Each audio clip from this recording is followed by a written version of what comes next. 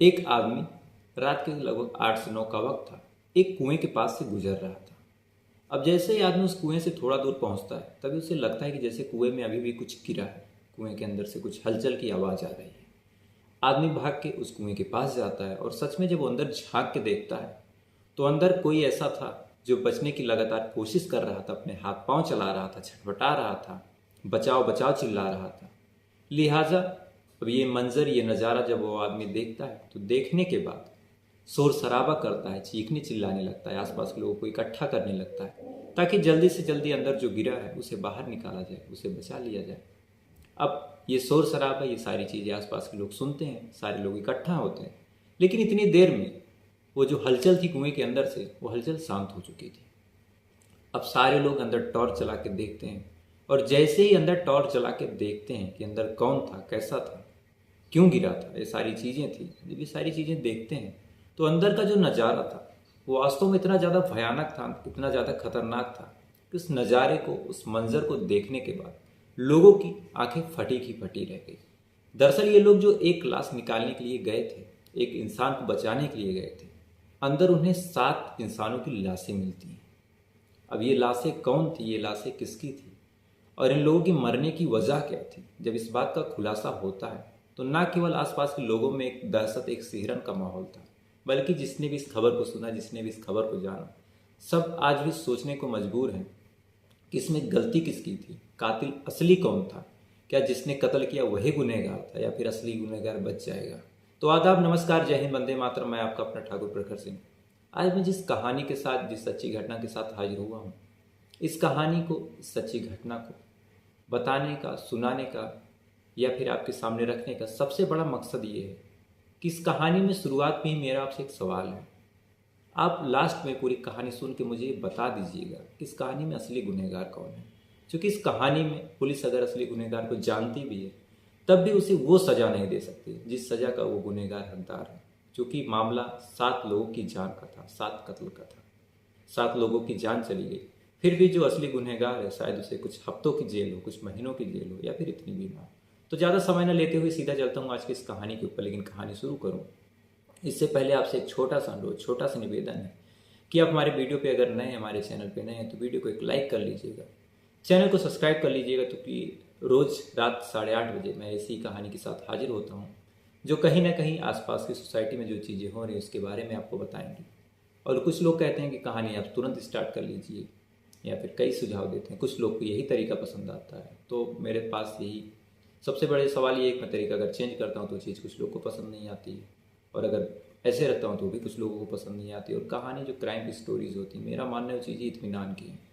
आप ऐसी चीज़ों को जितनी डिटेल में, जितनी सोच समझ के साथ, जितनी सूझबूझ के साथ सुनेंगे, तभी इन कहानियों को सुनने का, इन कहानियों को जानने का कोई मतलब है। क्योंकि ये ना कोई गाना है, ना कोई ऐसी आर्टिफिशियल चीज़ें हैं कि मैं आपको शॉर्टकट में बता दूँ। ये चीज़ें हमारी दुनिया में घट रही हैं और जितनी डिटेल में आप जानेंगे उतना ही आपको फ़ायदा होगा, मेरा सुनाने का मकसद सिद्ध होगा। और शायद चीज़ें अगर आप लोग सावधान रहेंगे, सतर्क रहेंगे तो शायद ऐसी चीज़ें ना हो। तो अब ज़्यादा समय ना लेते हुए सीधा चलता हूँ आज की इस कहानी के ऊपर। इस कहानी की शुरुआत होती है साल 2010, उत्तर प्रदेश की एक जगह है, एक ज़िला है गोरखपुर। गोरखपुर में एक चिकोरी साहनी अपनी पत्नी रूमना साहनी के साथ रहते थे। वहाँ पे वो मजदूरी करते थे। कभी कभार जब घर वगैरह बनता था, कहीं कुछ बनाना होता था, तो मिस्त्री का भी काम करते थे। वहाँ पे उनका काम ठीक ठाक चल नहीं रहा था। कुछ दिनों काम करते हैं, लेकिन जब इनकम, पैसे, ये सारी चीज़ें उन्हें नहीं मिल रही तो उन्हें लगता है कि उनके काम की यहाँ कद्र नहीं है। तो साल 2010 में चिखोरी जो है अपनी पत्नी रूना से कहता है कि गोरखपुर में लगता नहीं कि हमारा धंधा, हमारा काम जम पाएगा, इसलिए हमें कहीं चलना चाहिए कमाने के लिए। तो कमाने के लिए उत्तर प्रदेश के लोग 2 ही जगह जाते हैं, या तो दिल्ली जाएँ या तो मुंबई जाएँ। तो ये लोग मुंबई जाने का फैसला करते हैं। साल 2010 में ये मुंबई जाते हैं। मुंबई जाने के बाद इनकी किस्मत ऐसी थी कि वहाँ जाते ही इनकी जो ज़िंदगी थी वो बदल जाती है। अच्छे अच्छे घरों से, अच्छे अच्छे जगहों से इन्हें कॉन्ट्रैक्ट मिलता है काम के लिए। जो चिखोरी है दिन दुगनी रात चौगनी तरक्की करने लगता है, यहाँ तक कि अपना एक खुद का घर ले लेता है। लेने के बाद अपने माँ बाप को भी बुला लेता है। माँ बाप भी अब ऐसे उस घर में रह रहे थे। चिकोरी दिन भर मजदूरी करता, कहीं राजमिस्त्री का काम करता, ठीक ठाक पैसे आ रहे थे। जहाँ खाने को नहीं मिल रहा था वहाँ ठीक ठाक पैसे मिलने लगे। अपना घर ले लिया, पूरे परिवार अब साथ में मुंबई में रहने लगे। लेकिन कहते हैं कि जब कुछ पैसे अचानक से आने लगे तो आदमी उन पैसों को संभाल नहीं पाता, उन्हें खर्च करने के लिए गलत गलत तरीकों का इस्तेमाल करने लगता है। और ठीक ऐसा ही कुछ, जबकि इसके पास 7 बच्चे थे, 6 बेटियां, 1 बेटा, 6 बेटियों की शादी करना, ये सारी चीज़ें करना, चाहता तो सारे पैसे संभाल के रख सकता था, संजो के रख सकता था। लेकिन इन सबके बावजूद ये जो चिखूरी है ये शराब की लत में पड़ जाता है। ये डेली शराब पी के आने लगता है। शुरुआत में वाइफ जब विरोध करती तो कसम खा लेता, ठीक है आज से नहीं पीऊँगा, अपने बच्चों की कसम खा रहा हूँ। लेकिन कहते हैं कि जिसको शराब की लत लग जाए वो खुद से अगर ना चाहे तो कोई कसम, कोई बात, कोई मान मनौवत उसे मना नहीं सकती। और ठीक ऐसे कुछ चिखूरी के साथ था। जब पत्नी कहती या फिर उसके पिता कहते कि शराब छोड़ दो तो सबके आगे ये कह देता, लेकिन शाम को जब ये लौटने लगता और सामने इसके शराब का ठेका पड़ता तो इसके कदम न चाहते हुए भी उस ठेके तक चले जाते। ये फिर शराब पीता, फिर घर पे आता, फिर झगड़ा होता। पति अपनी बीवी को पीटता भी है। हमारे हिंदुस्तान में कई ऐसे वाक़या देखने को मिलते हैं। तो ये भी अपनी बीवी को पीटने लगता है। अब जब ये अपनी बीवी को पीटता है तो इसका जो पिता है चिखूरी का, वो इसकी वाइफ को समझाता है कि जाने दो, छोड़ो, मैं समझाऊंगा, मैं बात करूंगा। इसकी वाइफ को भी लगता है कि चलो कोई नहीं, तो पिताजी तो मेरे साथ है, मेरे ससुर मेरे साथ है। लेकिन ससुर जो इस चीज़ को समझा रहा था वो कहीं ना कहीं खुद कुछ चाह रहा था। ससुर खुद चाह रहा था कि ये शराब, ये सारी चीज़ें पी के घर पे आए, क्योंकि ससुर की जो नज़र थी, जो नीयत थी, अपनी सगी बहू पे गलत थी। ये जब शराब पी के आता, इसको मारता पीटता, तो जो ससुर है इसको समझाने के बहाने, इसे मनाने के बहाने रूना को उसका फ़ायदा उठाने की कोशिश करता, उसे कभी छू लेता, कभी शारीरिक संबंध बनाने की कोशिश करता, कभी अपने प्यार में फंसाने की कोशिश करता। अब रूना जो 7 बच्चों की माँ थी, इन सारी चीज़ों को ऑब्जर्व करती है कि जो मेरा ससुर है कहीं ना कहीं मुझे गलत तरीके से छूने की, मेरे साथ कुछ गलत करने की कोशिश कर रहा है। लिहाजा अब रूना अपने ससुर से दूरी बना लेती है। लेकिन आए दिन ये पी के आता, अपनी पत्नी को पीटता। ये बचने के लिए जब भागती तो एक कमरा ससुर का ही था, तो उसमें ही जाना पड़ता। बीच में ससुर बीच बचाव करने आता। अब ऐसे में जो कोई पत्नी होती है अपनी जो शिकायत करेगी, या तो अपने पति से करे या तो अपनी सास ससुर से करे। सास थी नहीं, सास घर पे थी। जो ससुर था वो खुद गलत नज़र रख रहा था और पति शराब पी के ही आया था। धीरे धीरे ये जो गलत नज़र और पिटाई का कार्यक्रम था रूना पे ज़्यादा से ज़्यादा होने लगा। आए दिन पति पीटता, आए दिन ससुर गलत तरीके से छूता। उसके बाद एक दिन ऐसे ही 30 मई 2022 को ये शराब पी के आता है और आने के बाद जब पीटता है तो ये पत्नी रूना कहती है कि आप मुझे पीटते हो और आपके पीटने के बाद जो आपके पिताजी हैं वो मुझे गलत तरीके से छूने की कोशिश करते हैं, मेरे साथ कुछ गलत करने की कोशिश करते हैं। अब ये बात जब वो बोलती है तो पिता तुरंत रोने की एक्टिंग करता है और एक्टिंग करते हुए कहता है कि देख लो बेटा, ये जो कैरेक्टरलेस महिला है, ये कैरेक्टरलेस जो बहू है मेरी, किस तरह की बात कर रही है, तुम्हें अपने पिता पे तो भरोसा है ना। अब ये बात जब वो पिता बोलता है तो जो चिखोरी है वो अब आउट ऑफ कंट्रोल हो जाता है। वो ना कुछ सोचता है ना कुछ समझता है, बल्कि अपने ही पत्नी को, अपने ही वाइफ को, रूना को राक्षसों की तरह, जानवरों की तरह पीटने लगता है। इस बार पिटाई इतनी ज़्यादा होती है कि इसकी हालत बद से बदतर हो जाती है। ये अगर चुप रहे तो ससुर इसका रेप करेगा, अगर बोले तो पति इसको मारेगा। लिहाजा अभी अपने सारे बच्चों को लेती है।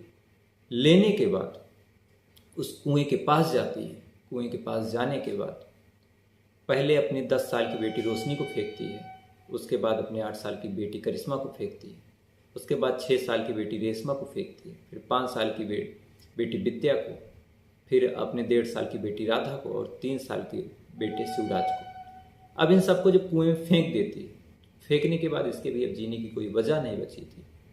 ये खुद भी कुएं में कूदती है, लेकिन इतनी देर में एक आदमी वहाँ से जा रहा था, वो इसके गिरने की आवाज़ कुएं में सुनता है, इसको बचाता है। लेकिन सवाल एक और था कि चलो तुम्हारे साथ गलत हो रहा था, तुमने खुद को मार दिया, लेकिन अपने बच्चों को तुमने क्यों मारा? लेकिन इस सवाल का जवाब अब सिर्फ रूना दे सकती थी। जब ये गिरती है, कुएं में कूदती है और जब तक इसको बचाया जाता है, इतनी देर में इसके भी हाथ पांव शांत हो चुके थे, ये बेहोश हो चुकी थी, इसके शरीर के सारे अंगों में पानी भर चुका था। लिहाजा इसे बचाया जाता है। बाकी बच्चों की लाशों को निकाला जाता है, इसे हॉस्पिटल में भर्ती किया जाता है। और एक दिन बाद जब इसे होश आता है और ये सारी बात ये बताती कि कैसे इसके ससुर ने इसके साथ गलत करने की कोशिश की, कैसे इसका पति इसे पीटता था, तभी मैंने परेशान होकर खुद की जान ली। लेकिन सबसे बड़ा सवाल फिर वही था कि तुमने अपने बच्चों को क्यों मारा।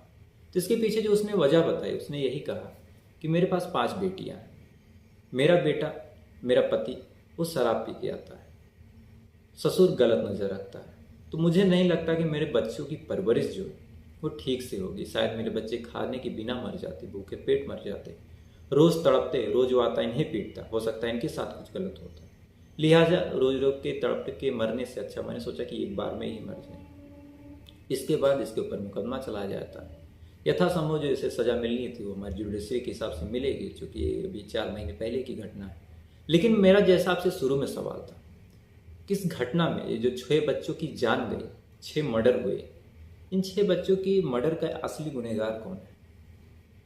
वो जो रूना साहनी उन बच्चों की माँ वो है, या फिर जो उसका पति है जो उसे पीटता था और ऐसी बातों को सुना नहीं कि उसके साथ कैसे उसका ससुर गलत करने की कोशिश कर रहा है वो है, या फिर वो ससुर जो अपने बेटे को चाहता तो रोक सकता था, अपने बेटे को समझा सकता था, लेकिन उसने इन सारी चीज़ों को छोड़ के इस सिचुएशन का, इस मौके का फ़ायदा उठाते हुए अपनी ही बीवी, अपनी ही बेटे की बहू पे गलत नज़र डाली। जबकि जो ये बिलोंग करते थे, ये चिखुरी साहनी, ये हिंदू परिवार से।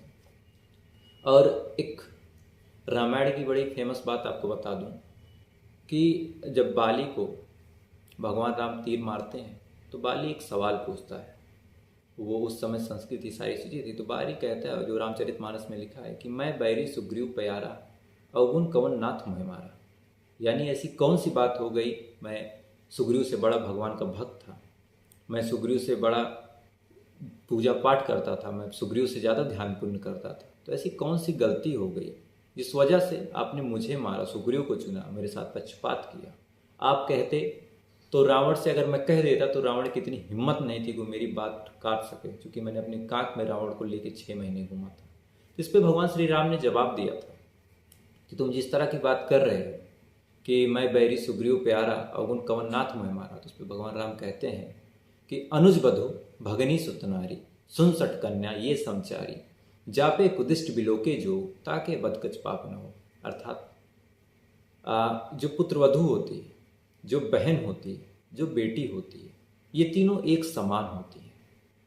इतनी एक समान होती है कि अगर इन तीनों में से कोई भी इन पे गलत नज़र डाले, इन तीनों में से कोई किसी पे भी आप गलत नज़र डालते हैं, चाहे वो आपकी बहू हो, चाहे वो आपकी बेटी हो, चाहे वो आपकी बहन हो, अगर इन तीनों पे आप गलत नज़र डालते हैं, उसके बाद आपकी कोई हत्या भी करते हैं, तो हत्या पाप नहीं मानी जाएगी। भले ही हमारे जुडिशरी सिस्टम में, भले ही हमारे न्यायालय में ये चीज़ें पाप हैं, हत्या पाप तो नहीं मैं कहूँगा, लेकिन गुनाह है, लेकिन जो हमारा धर्म कहता है कि जो अपनी बहू पे, जो अपनी बेटी पे, जो अपनी पुत्रवधू पे गलत नज़र डाले, अगर आप उसका मर्डर भी करते हैं तो हमारे धर्म के हिसाब से वो पाप नहीं है। तो बड़ी फेमस चौपाई है कि मैं बैरी सुग्रीव प्यारा उनको नाथ मोहि मारा, तो उस पर भगवान राम कहते हैं कि अनुज वधु भगनी सुत नारी सुन सट कन्या ये समचारी जहाँ पे कुदिष्ट बिलोके जो ताकि बदकश पाप न हो।